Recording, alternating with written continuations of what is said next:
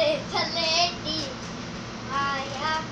जब मैंने अपनी गर्लफ्रेंड को कहा कि बर्थडे में रहा करो ध्यान, उसने पुलिस को जाकर कह दिया मैं बॉयफ्रेंड हूँ तूफान।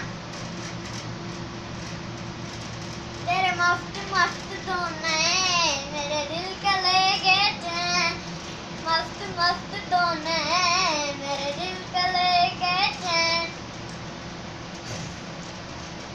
किसी का जूठा पीने से, किसी का जूठा पीने से शफा मिलती है फराक, ये सुनकर वो मेरी सारी पेप्सी पी गया।